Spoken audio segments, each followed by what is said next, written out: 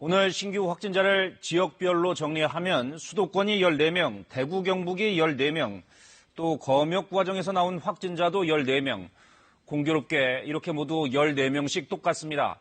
그 밖에는 강원에서 2명이 나왔고 나머지 지역은 추가 확진자가 없거나 1명입니다. 즉 해외 유입 사례를 빼면 역시 수도권과 대구 경북이 여전히 주시해야 할 지역이다 이렇게 볼 수가 있겠죠. 이 지역들 구체적인 상황을 알아보겠습니다. 먼저 수도권입니다. 수도권에선 해외 유입 사례가 이어지는 가운데 의정부 성모병원 확진자가 계속 늘고 있습니다. 서울시청을 연결합니다. 이수민 기자, 수도권 확진자 현황부터 알아보죠.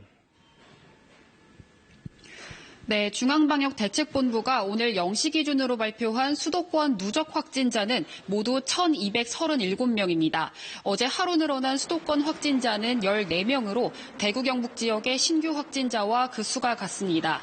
수도권에선 해외 유입 관련 사례가 이어지고 있는데요. 강남구에서는 미국과 영국에서 귀국한 30대 남성과 20대 여성이, 성동구에서는 미국 유학생인 30대 여성이 확진 판정을 받았습니다.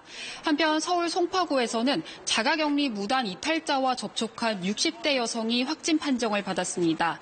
이 여성과 접촉한 강남구 45번째 확진자는 자가격리 수칙을 어기고 무단으로 이탈해 감염병 예방법 위반 혐의로 경찰에 고발된 환자입니다.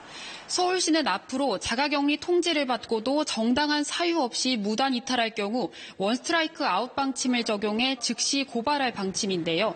지금까지는 설득 과정을 거친 후 강제 귀가 조치했는데 앞으로는 바로 고발하고 생활지원비 지급도 제외하기로 했습니다.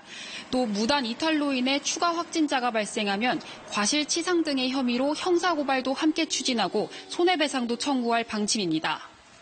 네, 자가격리자들의 이탈이 계속되고 있는데 격리 지침 반드시 이행해 주셔야 합니다. 자, 이 기자, 의정부 성모병원 상황이 궁금한데요. 확진자가 계속 늘고 있다고요?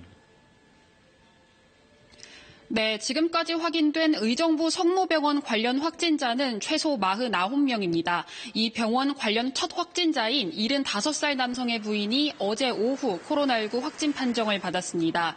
구리시는 이 여성이 남편을 병간호하던 과정에서 감염된 것으로 추정하고 있는데요. 이 확진자는 이달 1일부터 자가격리 중이었고 앞서 3차례 진행된 진단검사에선 모두 음성 판정을 받았다고 밝혔습니다.